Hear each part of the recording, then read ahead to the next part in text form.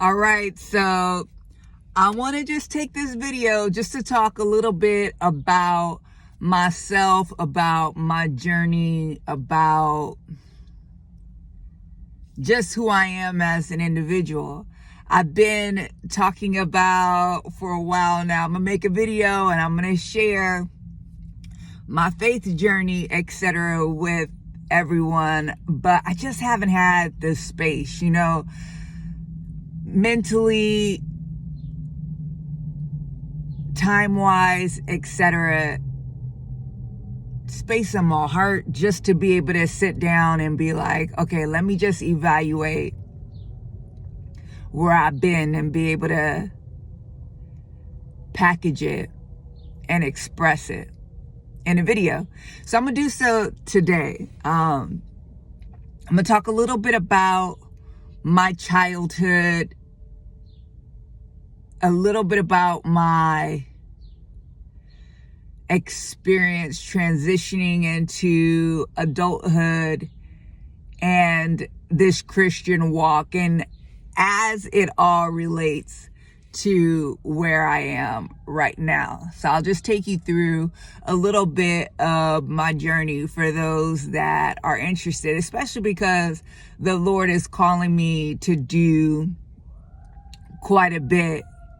And anybody that wants to be a part of that, or even just as you're following along with the videos that the Holy Spirit is calling me to make, you get some understanding of who I am and where that all comes from. So my name is Miss Jennifer. As always, if you have not spoken to Jesus, at his feet is where you should be. Amen. All right. So I'm going to start with my childhood because I think it's important to see what my background is as being a Christian and just kind of some of my life experiences to be able to see why I am the way I am today, which is an assortment of many things.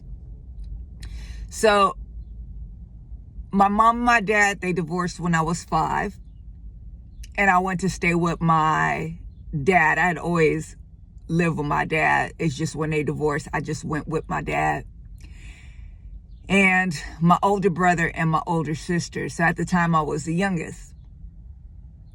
And we grew up in the hood. The hood.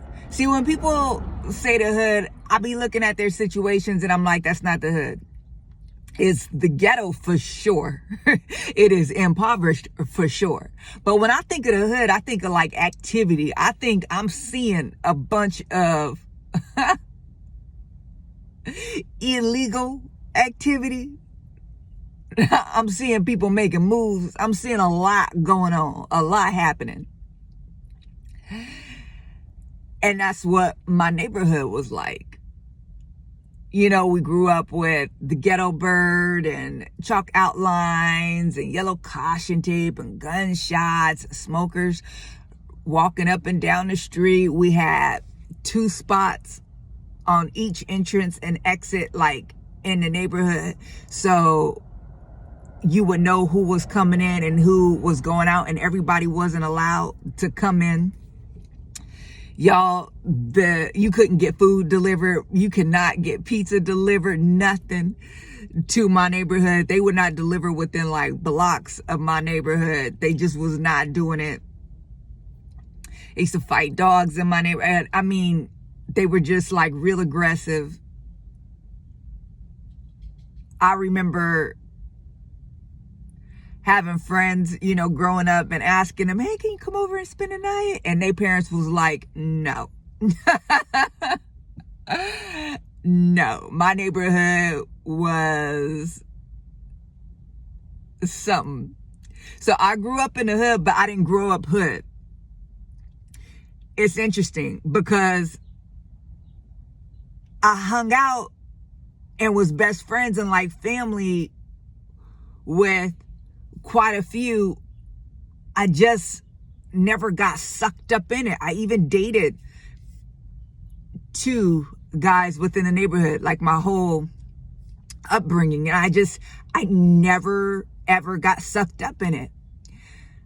Meanwhile, my cousin, I'll never forget it. I had my older cousin who actually had 4 kids.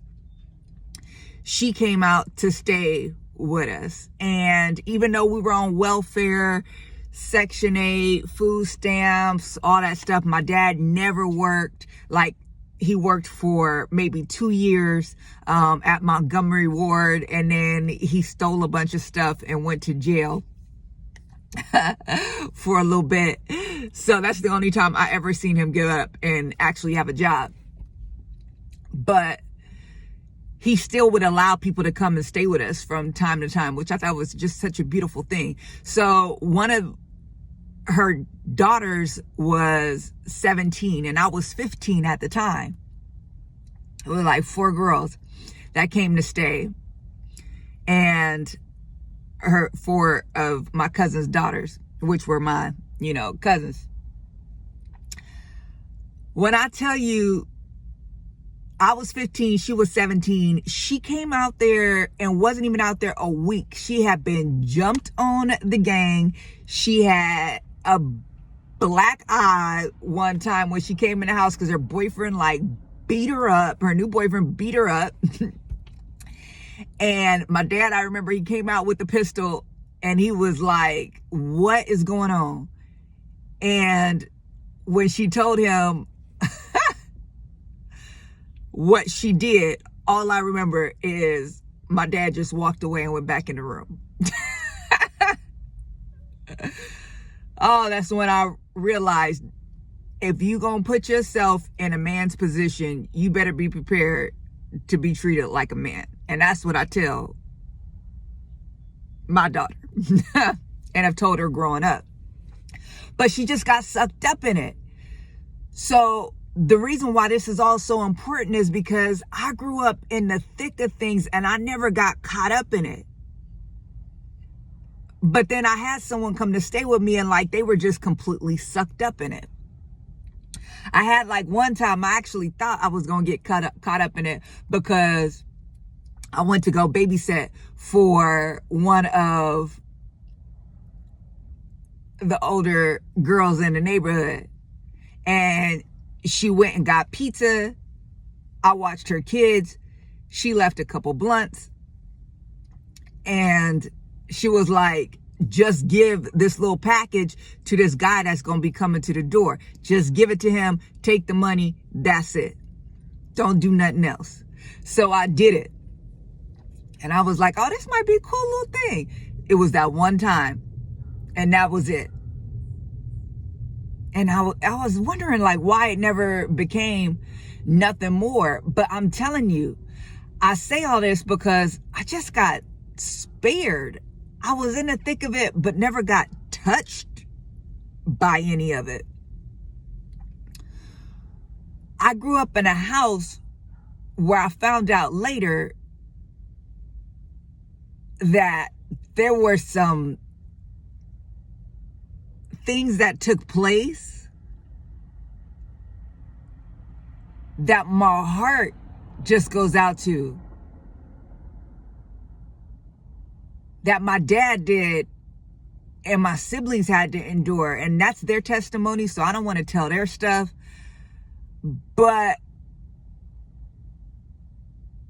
it's one of those things, the worst of the worst situations, how?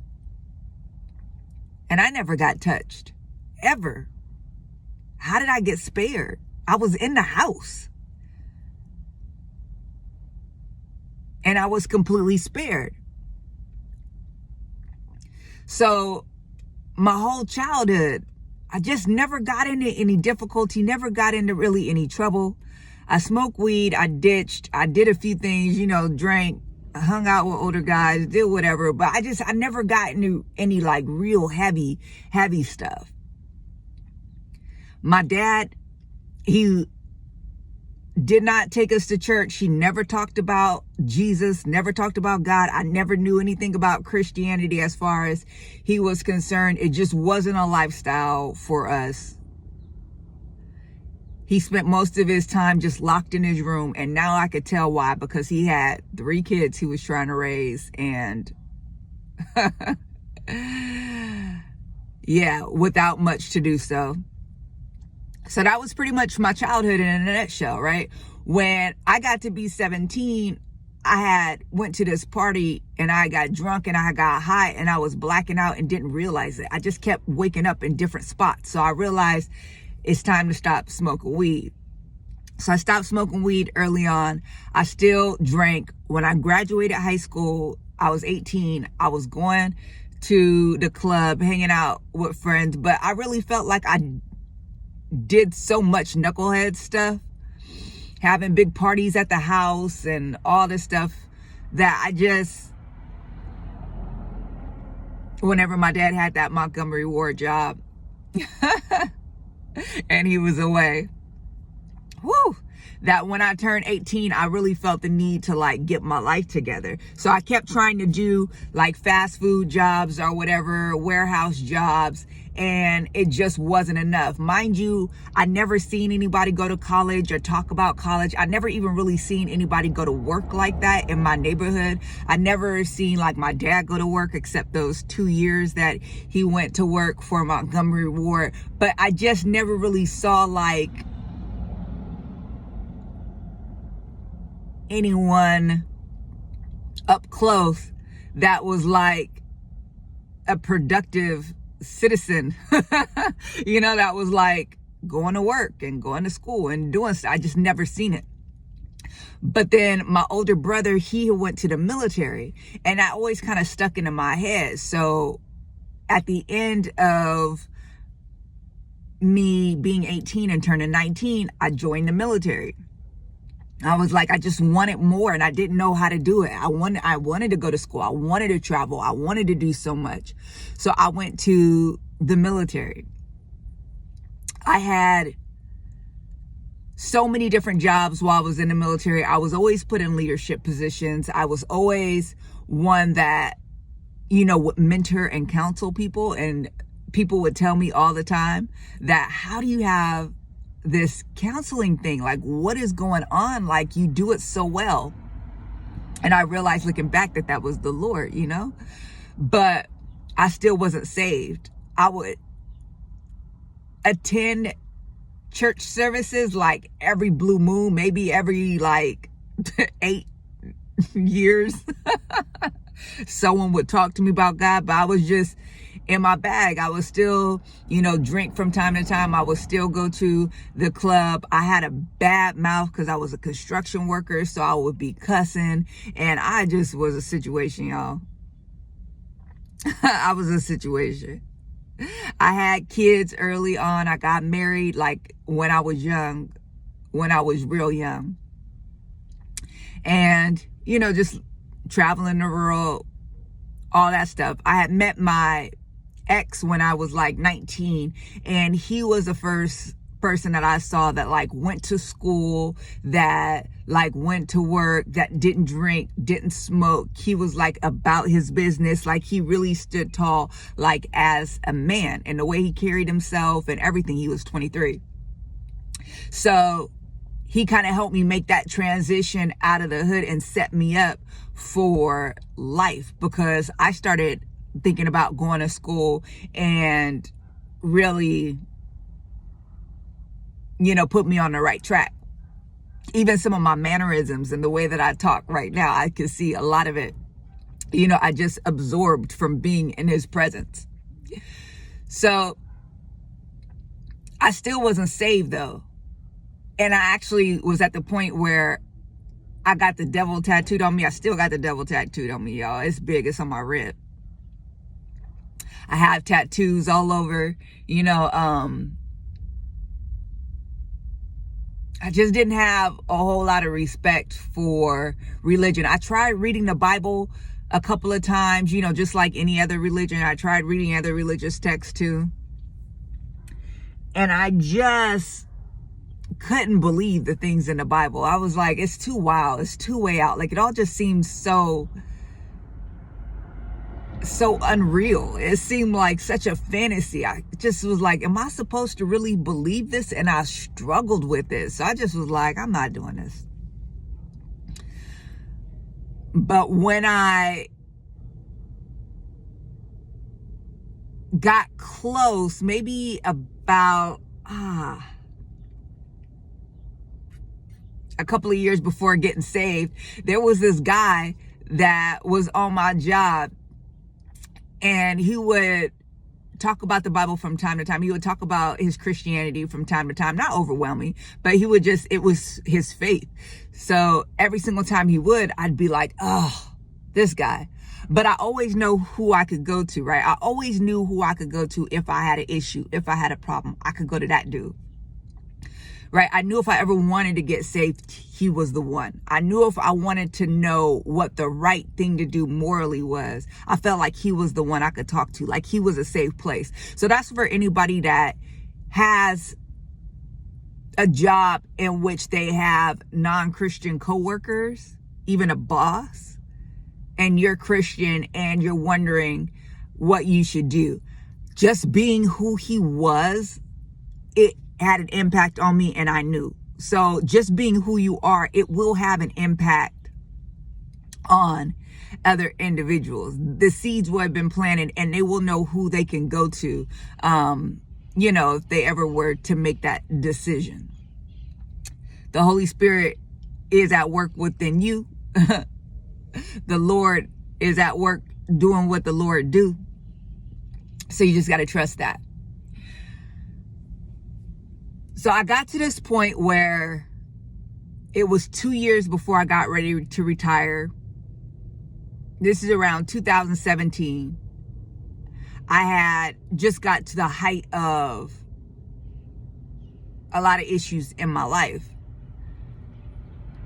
I was hating being in the military. I always tried to get out. It just wasn't good for my family.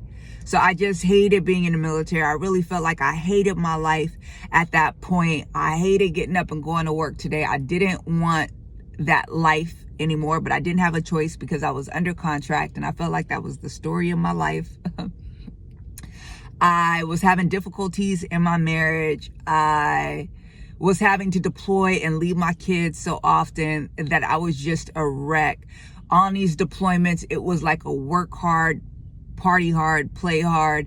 So I would just drink, and then when I came back, I was bringing those drinking problems home, and it really didn't become a problem until like later on, like around the 16, 17 year mark, because I just was dealing with depression, suicidal ideation. I was just dealing with a whole lot. I used to watch porn. I used to masturbate. I used to,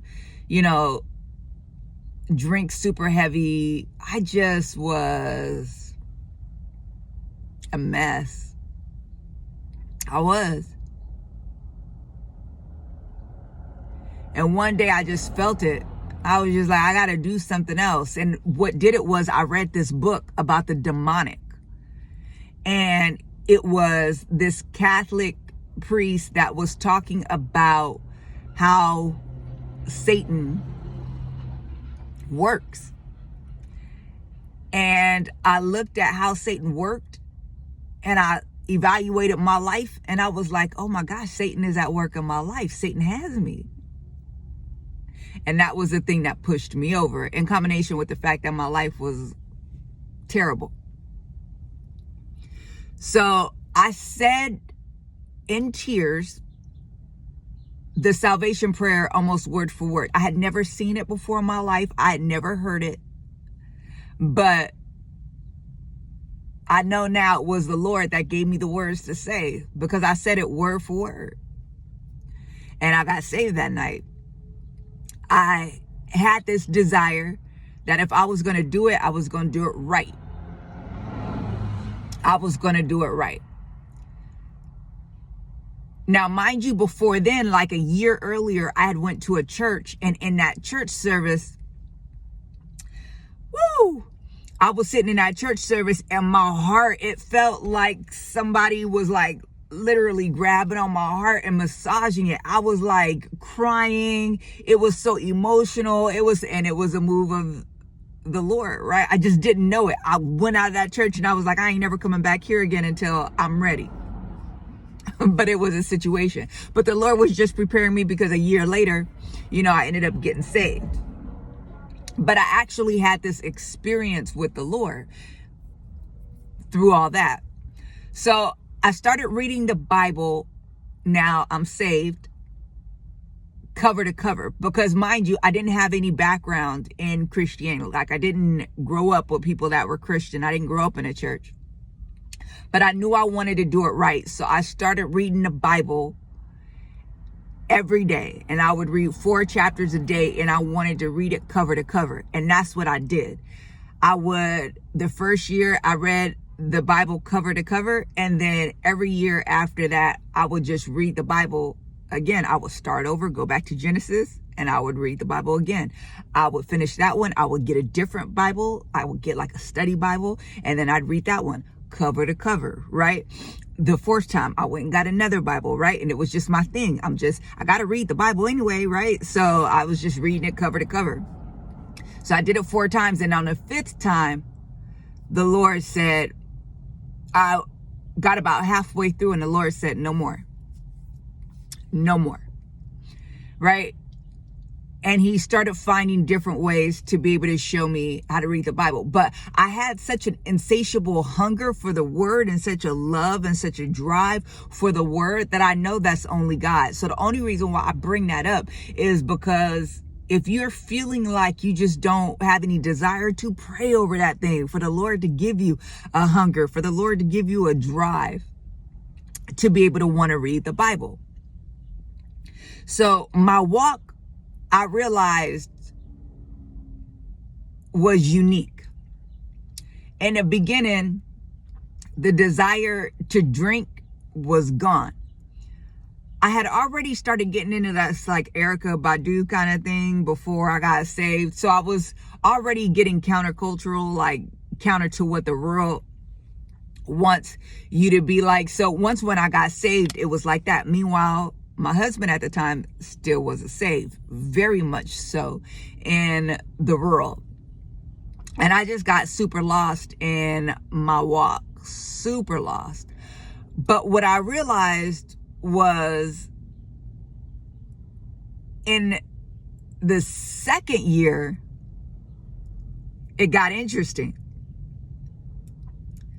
The Lord would tell me to pack all of my stuff, and I would have to get rid of it. I felt the desire sometimes to want to go back to the rural, but I would just fight against it. I was having difficulties in the church because I was trying to be this picture perfect Christian, and I was trying to do everything according to the word. And I realized things in the church ain't always quite that way, and people in the church ain't always quite that way. And I just got ran over.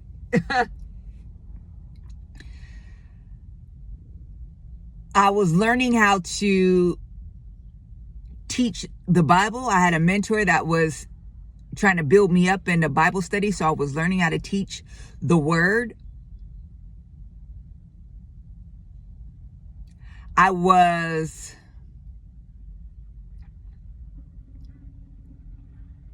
feeling like the Lord was leading me to seminary. So I just felt really pulled into the Lord, and I felt like the momentum was just like fast and heavy. So I asked my pastor, I was like, what is going on? I mean, I was fasting so much. I fasted for 3 days. Then I fasted for 5 days with no food, no water. Do not do that unless you're led. I fasted for 7 days, 21 days, 28 days, 33 days. Y'all, I was fasting so much in just like a period of 6 months. And I was like, what is going on? So I asked my pastor, and she said, it's because the Lord has something for you to do. So I would get to this point where I would get stretched and I would get pulled and I would feel the spirit of suicide, the spirit of death. Like I didn't understand what it was, but I just felt I would feel depressed. I would feel low, and nobody was really explaining that stuff to me. I felt like I was stressed. I was under pressure. I felt like there were so many things that were going on in my walk, and I wanted to give up Christianity. I'm like, if this is it, I don't want it. I don't want it. So I will fall off and be like, I'm done. I would start drinking. I would, when you talking about backslide, I mean backslide for real, for real. Drinking, hanging out. I would want to just go out to the club. I would just not be one that prayed, not be one that read my Bible, not go to church. I would just fall away. And then the Lord would bring me back. And then I'd be in like head coverings, and I'd just be super like super duper uber Christian, super uber duper holy and righteous. I was just like so sold out, so lost in the sauce.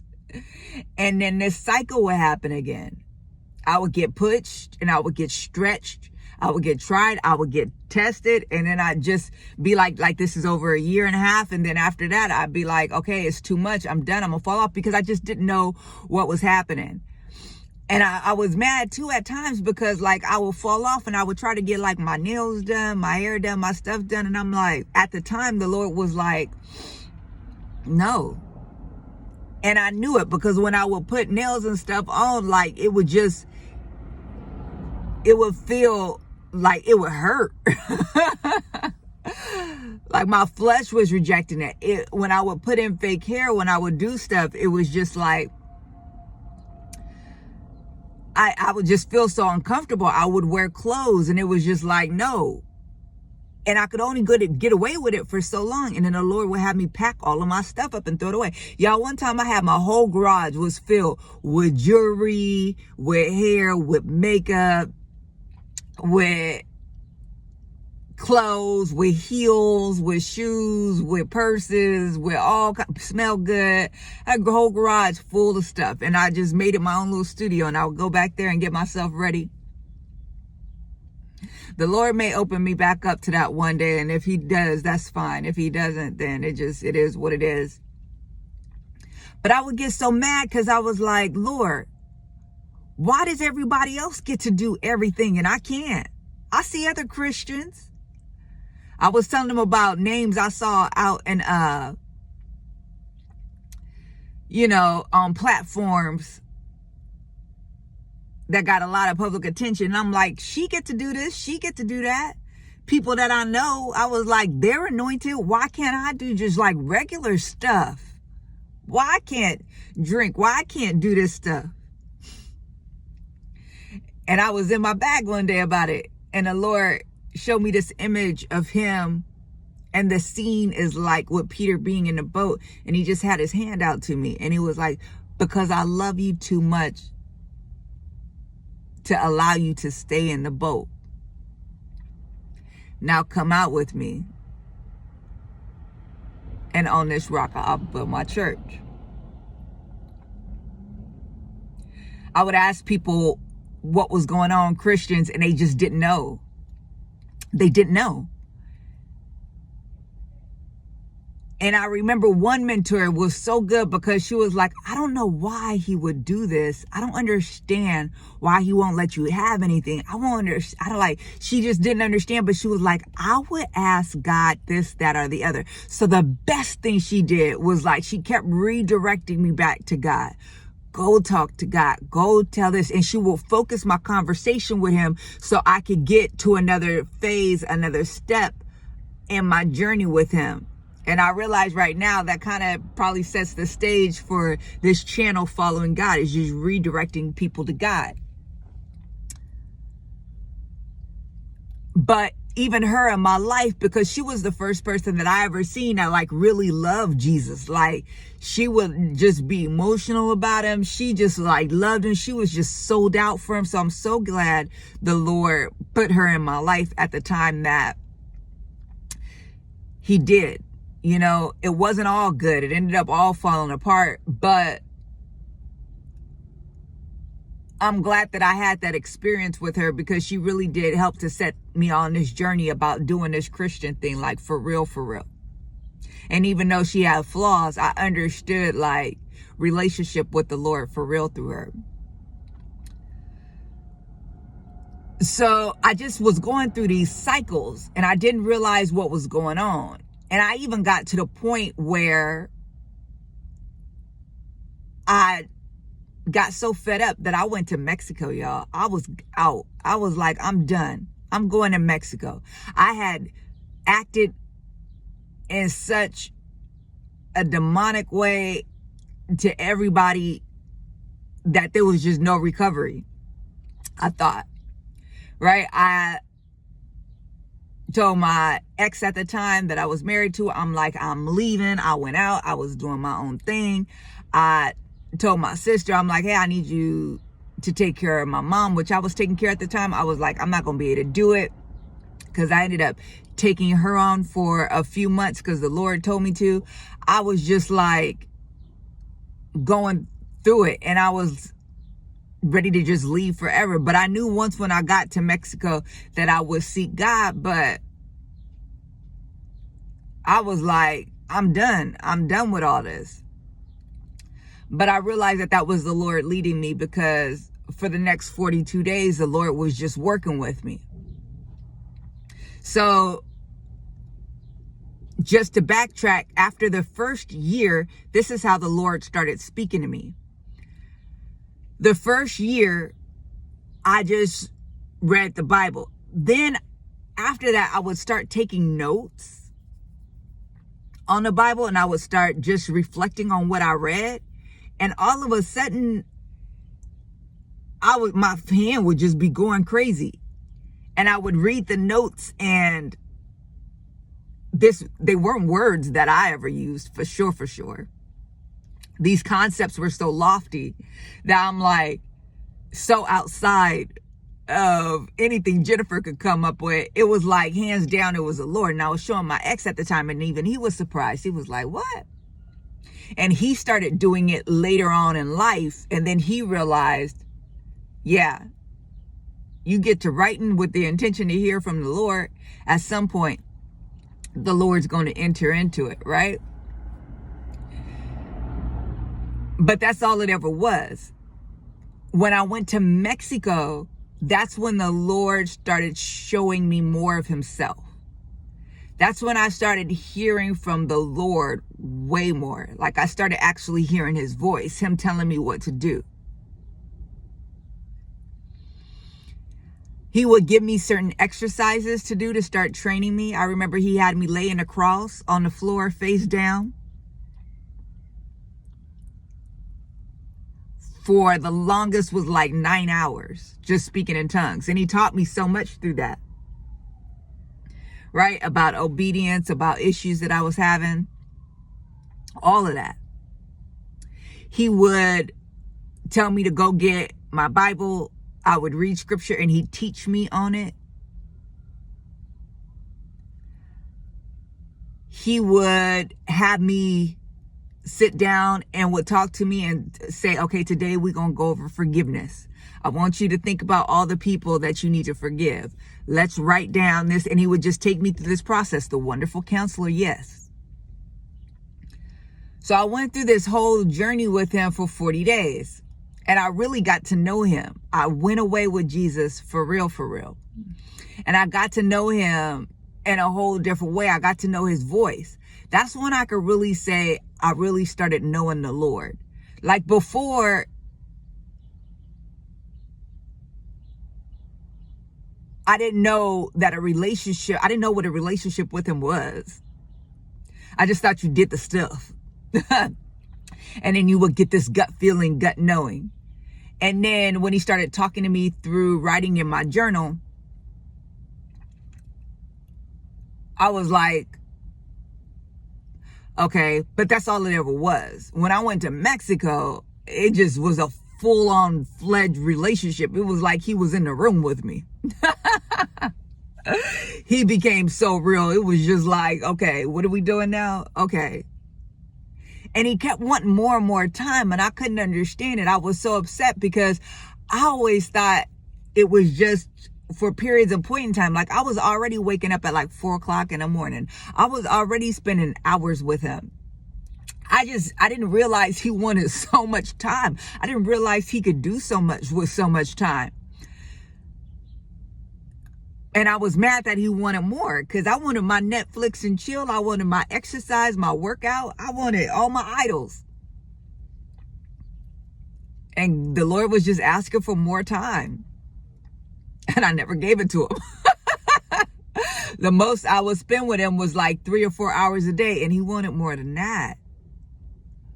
But I realized like a day or two after I got there that he wanted me to go back, that this was just temporary.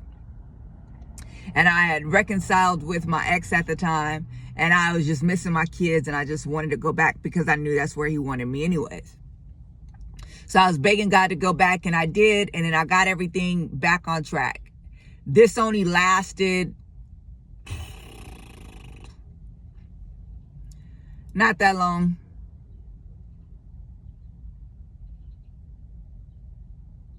I mean, months. And then after that, I just realized I just got tired of waiting on the Lord, and I just fell back into old habits, just as far as like getting lazy in my walk.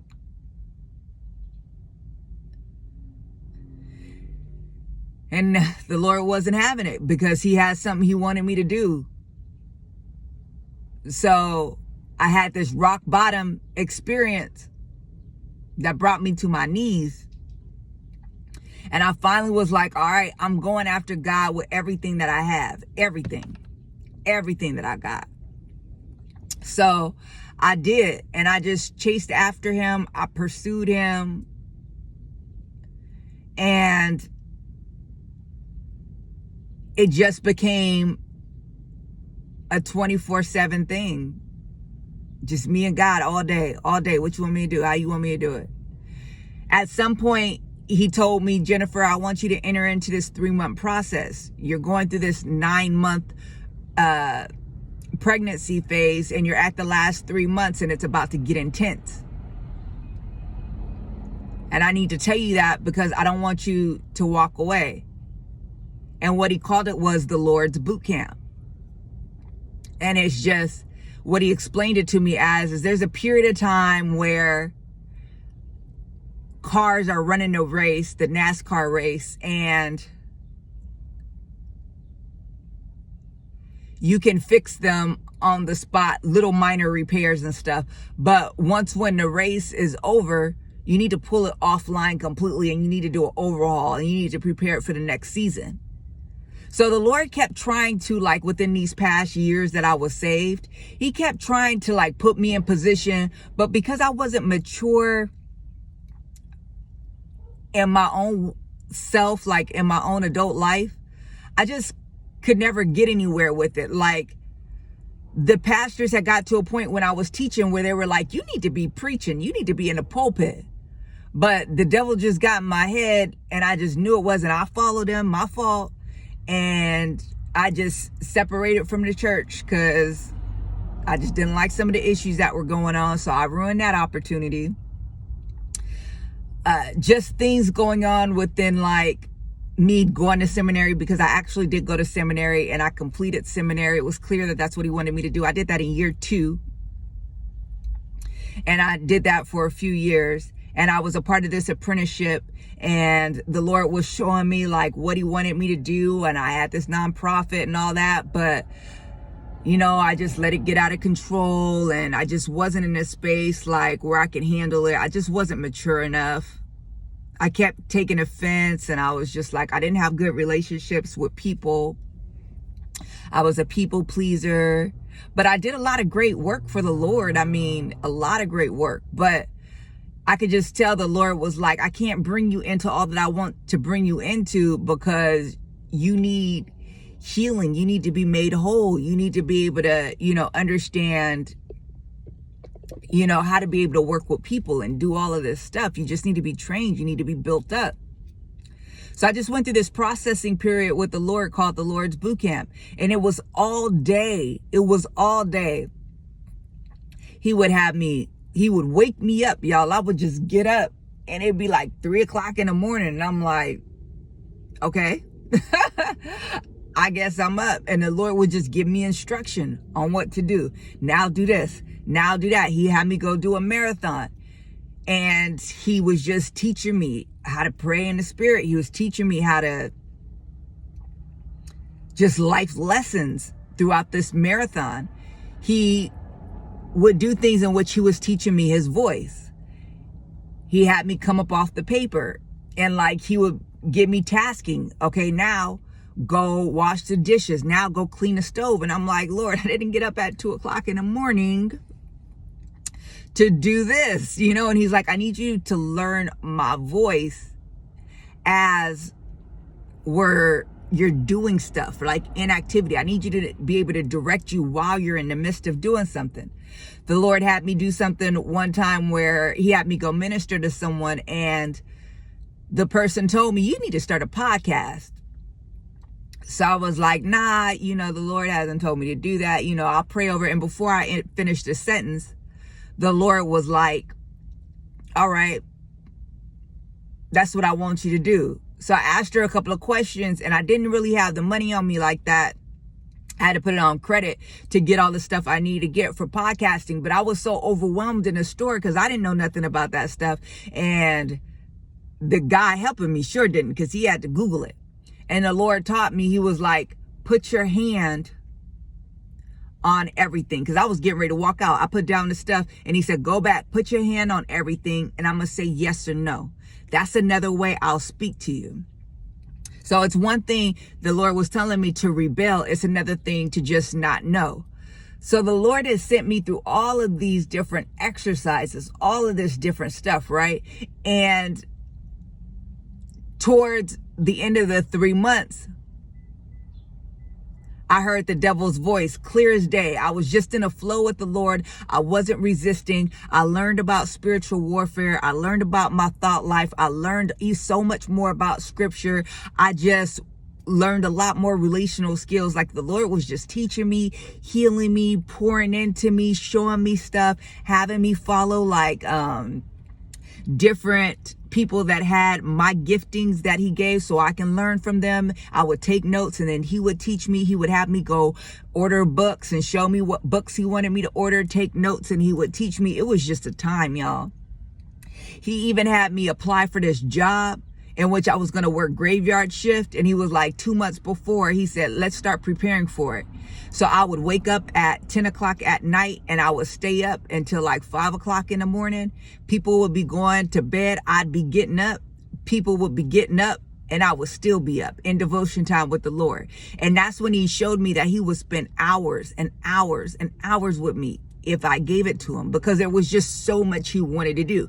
Go check out Jeremiah 1. It's what he wants to do. He wants to talk to us and train us and teach us and heal us and restore us. He wants to be able to do so much with us to get us back to our original design, right? His original intent for us, to get us back to our true identity, and then also his true intention for man, which is communion with him, but then also to get us walking in purpose and to prepare us for it. So the Lord would just spend hours and hours with me. Like it would be 5 o'clock in the morning, and I would be there starting at 10, and I wouldn't want to stop because he would just continue on and on. And when I came back from Mexico, that's when I had my mom come back and stay with me. So I would have to stop so I could take care of her. So the devil came and spoke to me at the end of this 3-month period, and he made me an offer. You don't have to you could still go to heaven, but just don't serve God while you're here on earth. And offered me so much. And the Lord told me, you have to let him make you the offer, right? Just like he tempted Jesus, like you need to be tempted. That was not the last time I spoke to Satan, right? If you want to get to know the voice of Satan, the voice of God, and you're following after God with everything you got to know you're also going to get to know the voice of Satan. Now, it's only a handful of times Satan don't spoke to me. But the Lord let me know what was going on with all of that. So when I told him no, I thought after the 3 months that I was going to go back to my regular life. And I didn't realize that that was now going to be my new life. That God wanted me to work for him 24/7. That he wanted to have my whole life. And you got to understand, I'm like in my 40s now. And I had a pretty full life, right? By that time, I was retired from the military. I retired in 2019. I had my master's degree, and I couldn't get my PhD because they want you to be in ministry for 3 years. And God was just like not leading me to a ministry position where I could lock in like that. So I had hit the height of my degree. Meanwhile, I was supposed to be on the beach drinking margaritas somewhere, okay? But that just didn't happen. I had already done 2 marathons. I had already hit the heights of physical fitness. I was competing in, I wanted to compete in like the muscle and fitness, magazines, but I realized that I would have to bear my body out to the world in such a way in which I didn't want to. And I was so committed to my Christianity at the time. I was like, nah, but I was still caught up in health and fitness and vain. I had in vanity. I had traveled the world. I had already done a lot of bad stuff. So I already had all that out in my system. I had already had, a job, which I was making $80K a year at the job. But with my retirement, I was like well into the 6 figures. I was probably at 120, somewhere around there. And I only had that job for like 2 months because the Lord told me to leave it. But I asked God, like, why'd you wait so long to like call me into Christianity? Why did you wait so long to do all of this? And he was like, I wanted you to exhaust all of life because I knew one day I'd ask you for it. So then comes this, where I'm at right now, because in this process, me and my ex at the time, my ex-husband, we had been married for like 22 years now. We started having more problems, more issues as I was just getting lost in the Lord, and just issues even before that. And I asked God to be released from him.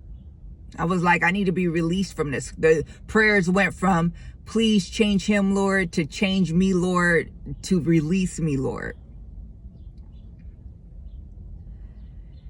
And I didn't hear anything back from the Lord, but I didn't realize the Lord was really preparing my exit.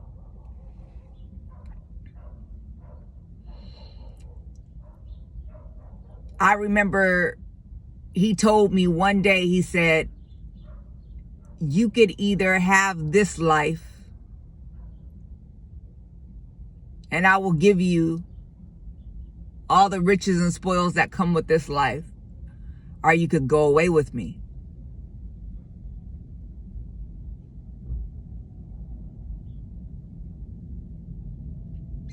And I said, okay. I left, took everything with me, and I went on this journey with the Lord. I started the social media channel because that's what the Lord told me to do, told me to make videos. I was homeless the first night. I was staying at hotels. And I was just working with the Lord. It was the best time ever. I was just at work with the Lord, and the Lord was speaking with me and working with me in different ways. And then he told me to go back. Like after a couple of months, he told me to go back. So I went back, and there was a couple of things he wanted to show me about the household, about that relationship, about everything. And I was just so unhappy, but I understood my whole life. And if I hadn't gone back, I wouldn't have understood it. But while I was there again, he said, Jennifer, you can have this, and I'll give you riches. I'll give you everything. You've been doing all these projects, all this work. I'll blow it up right now if this is what you want. But this is all you'll ever have. He said, or you can go away with me. So mind you, I have a 20 and 22-year-old son and daughter. They are in college. They are going to work. So they're doing amazing. But they're living their adult lives. And my husband didn't work for like the first 13 years of my life, to the point where he got an actual job. And we agreed to that and take over everything. He was going to go first, and then I was going to go after that. So I had really bared the brunt of just like caring for the family. So when God said you could either do this or go away with me, I just knew I had to. I knew it wouldn't work if I stayed. Here's why I knew it wouldn't work if I stayed. Because me not working in purpose, and me just being there to take care of a bunch of people who were fully invested in their own lives, right, was not going to be enough to fulfill me. And I knew me not being fulfilled, I would be depressed. I would be down and out. I wouldn't feel the best. And it just would show up in my relationships with them. It just wouldn't have worked. So I knew I had to be in purpose. And I knew in order to be in purpose, I needed to do this for real and follow God all the way and keep doing what I was doing. How can I have this message to tell people to follow God if I wasn't going to be willing to follow him to the end? So it just got to a point where it didn't work, and I told God, yeah, I would do it. But now a month later, he called me on it. He was like, it's time for you to go. And I didn't want to go, y'all. I did not want to go. I didn't. I was going to stay and suffer for a lifetime in that situation. And it's nothing against necessarily my ex. It was the fact that, number one, he was not saved. But number two, we had just had issues in our marriage, and us together were not a good mix. Somebody probably find that man today and think he is the bee's knees, and I would not be surprised, and gonna lock him up. And that's amazing. And somebody God got waiting for me, and I'm gonna be their answered prayer, and it's gonna be great. But us together, baby. So, not good for either one of us. So, the Lord told me to leave after, that month that he brought that initially up to me, and I just couldn't leave. I couldn't leave again. I just couldn't. Mind you, I'd already went to Mexico once over the years. Then I had already left before and came back. I just couldn't hurt him or them again. I just couldn't do it. But you can go back to my other channel, and the Lord started speaking through my videos, y'all. And he would speak to me. I know you don't want to leave, but you got to pack. You got to go. I'm calling you out. And I would just be crying because I knew it was God. I knew it was God. He would just literally be talking to me in the midst of me doing my videos. So there was just no escaping it. I knew I had to go. And then finally one day he was like, it's time. And that was February 15th of this year. So I didn't have any money in my pocket. Nothing. No money, no nothing. And I just left. And I slept on the side of the road in my car for like 2 weeks. There were times where I didn't have food, and the lady and God would orchestrate like people to come and bring me food, like the ravens came. It was just wild. Then after 2 weeks, the Lord was like, you need to leave. I want you to go to LA. Because all I had was my retirement check, which isn't that much, but I'm glad I have it. And he had me come out to LA. And, you know, I thought I was going to be, you know, doing ministry and doing all this stuff. But, you know, the Lord just really showed me, like, this is my time with you. And that's just what I've been doing ever since. I just get up and do whatever the Lord told me to do. And I don't pursue anything but the Lord's will. So it's 55 minutes. If you still here, girl, boy, I salute you. I was kind of getting through all that, but I just really wanted to be able to just tell my whole story, because here's the thing, like, I don't have no ambition to grow no social media channel. I don't have no ambition to like make this big old brand and do all this stuff. Like, nah, anything that you ever see me do, it's not because I have any self-ambition, because I've already proven myself to myself. I did a whole 20-year military career. You know, I have a lifetime of achievement and success and a resume that I can attribute to God building me up long before I even came to the faith. So I don't have nothing to prove. I'm good. Actually, if it was up to me, I would go get me a 6-figure job, and I would go seek some safety and security, get me a nice house, get me a husband. I'd be well on my way. This abysmal situation I'm in right now. In which God has, yes, provided my daily needs. That's it. It's just daily needs.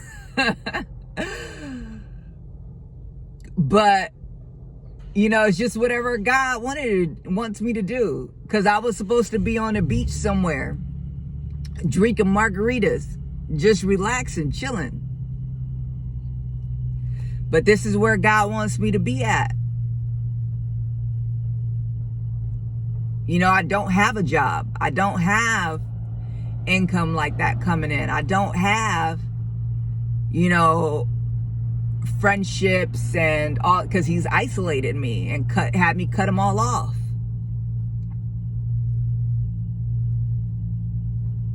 You know, it's just me and God out here every day. And I've been tested. I've been tried. I'm telling you, I've been stretched. Spiritual warfare, all of that. Been depressed. Felt suicidal at times. Like, I've been through it. But the one thing I know is that I can't go back, because the Lord's made it clear. He's made it clear that he wants me just to depend on him. I remember during this time being out here in LA, I'm like, man, bump this. I'm about to go get a job. I'm about to go flip it, Uno, reverse it. We about to make this thing happen. I put out my resume, and I remember the Santa Barbara Police Department, 100K a year. Yeah, I'm gonna do that. Went through the interview, blew it out of the water. They owned the spot, was like, we want you. You come out here and see if you want us. Do a ride along. And they were so happy and so eager. And then the Lord was like, you can do that, and I'll let you leave. Or you can stay with me.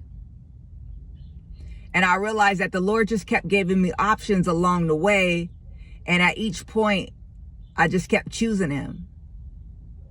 Even sometimes when I gave up on him, when it came down just to the Lord talking to me,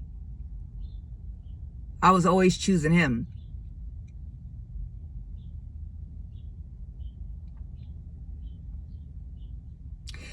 I didn't realize all the cost that I would have to pay. But it's this period of processing that I'm in, where the Lord is just stripping me and teaching me and showing me how to rely on him and building my relationship with him in my faith. And I realized the reason why my journey was so unique with him is that this is what he's been doing all along. I just kept falling off at a certain point, so I'd have to repeat the whole process all over again.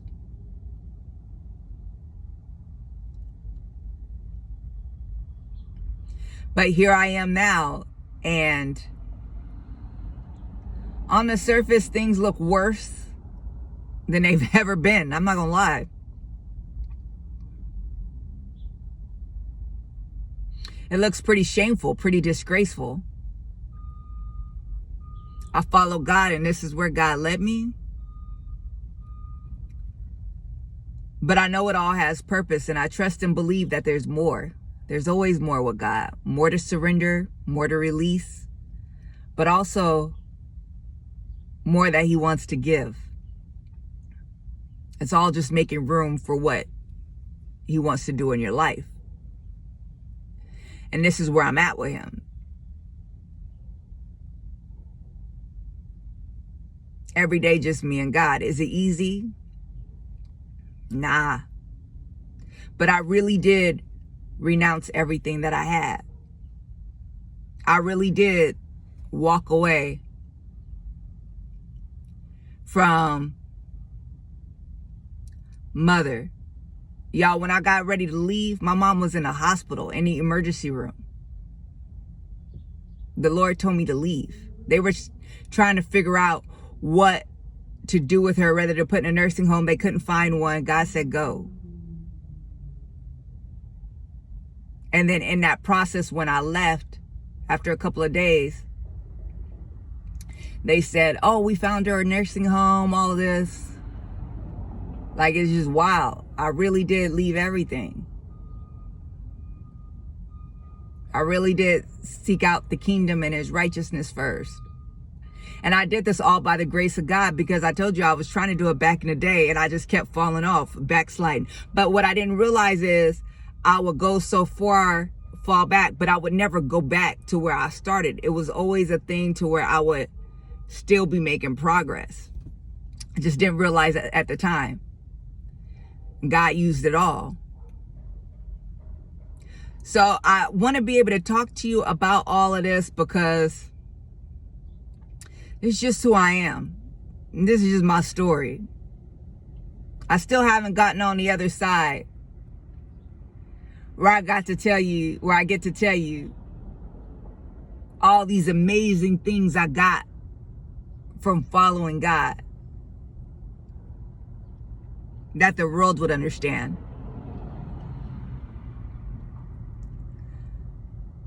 The thing that I got from God, the things that I've gotten from God are healing, are wholeness, wisdom, self-esteem, confidence, him.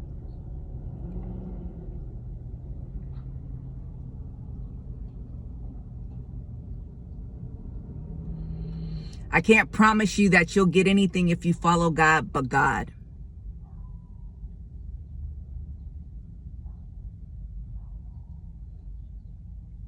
What if this is all I'll ever get is God? Is that enough? I've already decided that it will be. I hope you'll decide the same thing too. Talk soon.